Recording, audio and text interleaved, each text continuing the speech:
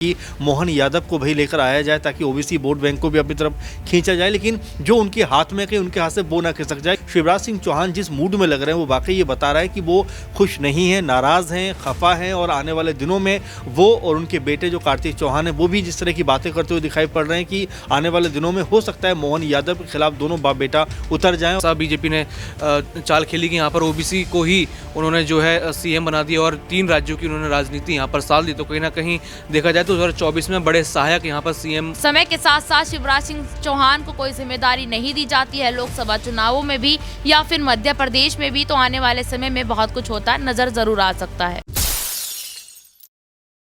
नमस्कार, मैं नाज़मीन खान और आप देख रहे हैं SPN9 न्यूज़। आप सभी का बहुत बहुत स्वागत है मेरे खास प्रोग्राम बात सच की में।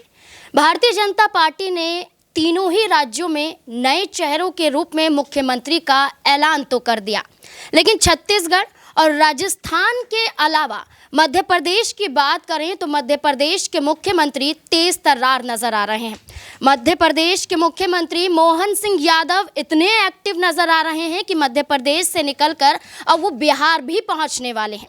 यानी कि सबसे ज़्यादा फायदा भारतीय जनता पार्टी को होगा तो वो मोहन सिंह यादव के जरिए लोकसभा चुनाव जीतने के दौरान होगा। आपको बता दें कि यहाँ पर मोहन सिंह यादव जिस तरीके से फैसले लेते हुए नजर आ रहे हैं, इन फैसले के खिलाफ पूर्व मुख्यमंत्री शिवराज सिंह चौहान भी उतर रहे हैं। यहाँ पर शिवराज सिंह चौहान ही नहीं बल्कि उनके बेटे कार्तिकेय चौहान भी उतर रहे हैं, जिसके बाद ये कहा जा रहा है कि मोहन सिंह यादव जो फैसले ले रहे हैं वो मध्य प्रदेश की जनता के खिलाफ हैं। ये फैसले सिर्फ अपने ही फायदे के लिए ले रहे हैं। भारतीय जनता पार्टी ने गलत फैसला लिया है मोहन सिंह यादव को मुख्यमंत्री बनाने का। तमाम तरीके से सवाल मोहन सिंह यादव पर डाले जा रहे हैं। यहाँ पर लाडली बहना योजना जो स्कीम चलाई गई थी उसमें भी महिलाओं की संख्या कम होती जा रही है। बुलडोजर वाली राजनीति की थी, उसके खिलाफ भी जनता उतर गई थी कि कैसे गरीबों की रोजी रोटी पर बुलडोजर चलाया जा रहा है। यहाँ तक कि जब लाउडस्पीकर पर बैन लगाने की बात की गई थी और तमाम वो सभी चीज़ों को बंद करने की बात की गई थी जिस पर तेज़ आवाज़ से म्यूज़िक बजाया जाता है, तो यहाँ पर कई ऐसे संचालक पहुँच गए थे शिवराज सिंह चौहान से मिलने कि हमारी रोजी रोटी पर हमला किया जा रहा है। यानी कि फैसले तो लिए गए लेकिन ये फैसले मोहन सिंह यादव के खिलाफ और भारतीय जनता पार्टी पर ही मुसीबत बन गए। अब ये देखना होगा कि क्या इन मुख्यमंत्री की बात जो की जा रही थी छत्तीसगढ़, राजस्थान और मध्य प्रदेश की, ये ऐसे चेहरे होंगे जो भारतीय जनता पार्टी को न सिर्फ विधानसभा का चुनाव जिताएंगे बल्कि लोकसभा का चुनाव भी जिता सकते हैं। तो क्या इन दोनों राज्यों को हटाकर सिर्फ मध्य प्रदेश की बात करें तो मोहन सिंह यादव क्या सटीक बैठते हैं? तमाम सवाल यहाँ पर बनते हुए नजर आते हैं। न्यूज़ रूम में मौजूद हैं सबसे पहले अमन सर मेरे साथ मौजूद हैं। सर आपका बहुत बहुत स्वागत है। सर मोहन सिंह यादव की बात करें तो काफ़ी चर्चाओं में देखे गए, हाल ही में कितनी खबरें आई, बुलडोजर वाली राजनीति, लाउडस्पीकर पर बैन लगाना, यहाँ पर लाडली बहना योजना के जो स्कीम चलाई गई थी, महिलाओं के खाते में जो रकम भेजी गई थी उस पर भी सवाल खड़े करना। तो क्या भारतीय जनता पार्टी ने मोहन सिंह यादव को सीएम कुर्सी देकर कोई गलत फैसला ले लिया है?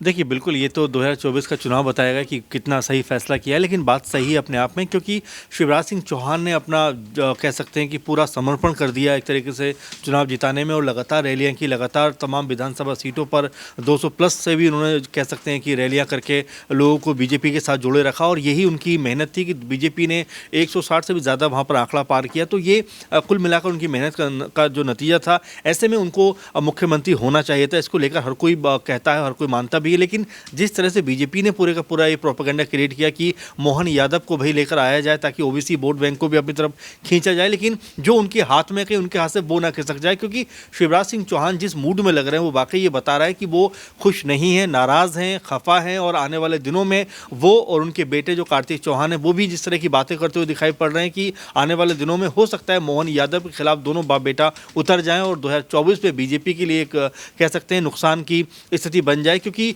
यही वो मध्य प्रदेश जहां से बीजेपी ने 29 में से 28 सीटें अपने नाम की थी। अगर यहां पर चीज़ें बदली तो हो सकता है कहीं आंकड़ा पूरी तरह से उलट न जाए, क्योंकि आपने देखा कि राजस्थान में बीजेपी बड़े जोशो खरोश के साथ में उसने कह सकते हैं सीएम बनाया कि भाई भजन लाल शर्मा को सीएम बनाएंगे, लेकिन उपचुनाव होने से पहले उन्होंने सुरेंद्र पाल सिंह टीटी को मंत्री बना दिया कि भाई हमसे बड़ा तो इस समय राजस्थान के अंदर कोई है नहीं, हम जिसको चाहे उसको जिता सकते हैं। और जो नतीजा निकल कर सामने आया क्या है कि मंत्री होने के बावजूद भी टीटी वहाँ से चुनाव हार जाते हैं, जबकि टीटी को अगर आप देखें तो अच्छा खासा पॉलिटिकल करियर उनका रहा है, राज्य के साथ में 2 बार जो सरकार रही उसमें दोनों बार वो मंत्री रहे। तो ये कहना कि कुछ भी उलटफेर नहीं हो सकता, मेरे ख्याल से अपने आप को धोखा देने की जैसी बात है, और बीजेपी इसको समझना चाहिए, क्योंकि यही 2 राज्य थे, मध्य प्रदेश और कह सकते हैं राजस्थान, जहाँ पर कांग्रेस पार्टी ने जीत दर्ज की थी और उसके बाद उनको वहाँ पर मुंह की खानी पड़ी थी। तो कुल मिलाकर बीजेपी के साथ ये स्थिति ना हो, इसलिए बीजेपी को समझना चाहिए, सोचना चाहिए कि कहीं मोहन यादव को उन्होंने सीएम बनाकर अपने ही पैरों पर कुल्हाड़ी तो नहीं मार ली।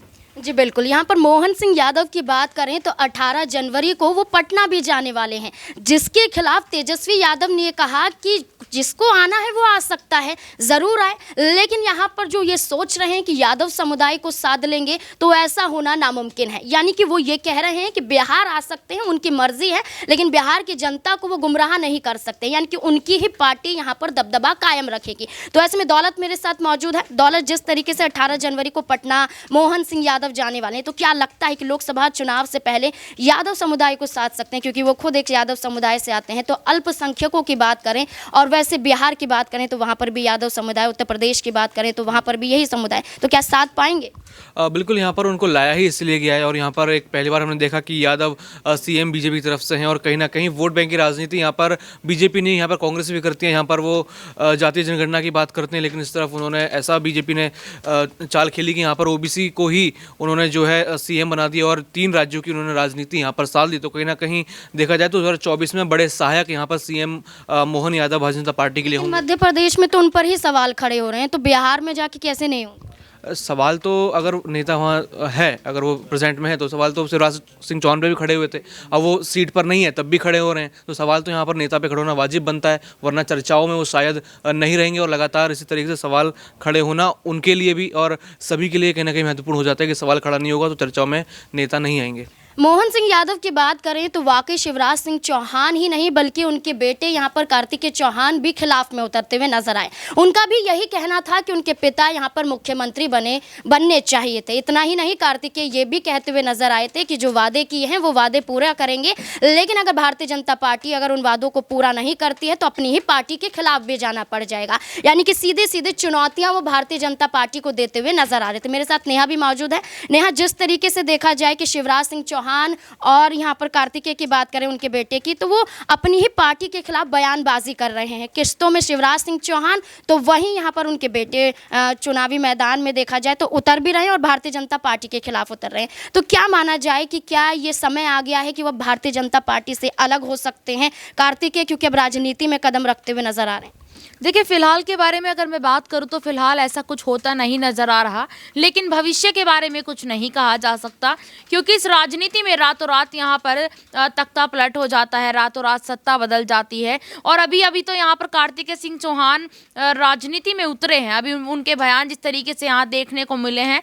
हालांकि यहाँ पर शिवराज की अगर मैं बात करूँ तो शिवराज सिंह चौहान की तरफ से ऐसा कुछ सामने नहीं आया कि शिवराज पार्टी के साथ अभी बगावत करेंगे, लेकिन हाँ, अगर समय के साथ साथ शिवराज सिंह चौहान को कोई जिम्मेदारी नहीं दी जाती है लोकसभा चुनावों में भी या फिर मध्य प्रदेश में भी, तो आने वाले समय में बहुत कुछ होता नजर जरूर आ सकता है। जी बिल्कुल, यहाँ पर यही देखना होगा कि क्या कोई बड़ा कदम शिवराज सिंह चौहान या फिर कार्तिकेय के दौरान उठाया जाएगा, या फिर जो मोहन सिंह यादव सीएम कुर्सी पर बैठे हुए हैं, क्या ये फैसला भारतीय जनता पार्टी का यहाँ पर गलत ठहराया जा सकता है? तमाम चर्चाओं के बीच में अब मध्य प्रदेश में देखना होगा कि क्या कुछ यहाँ पर फैसले लिए जा सकते हैं। इस मुद्दे को लेकर आपकी क्या राय है कि क्या यहाँ पर मोहन सिंह यादव जो फैसले ले रहे हैं उसके ही खिलाफ जनता उतर रही है, क्या आने वाले वक्त में यही फैसले सही ठहराए जाएंगे? क्या है आपकी राय? कमेंट बॉक्स में जरूर बताएं। देखते रहें SPN9 न्यूज़। धन्यवाद।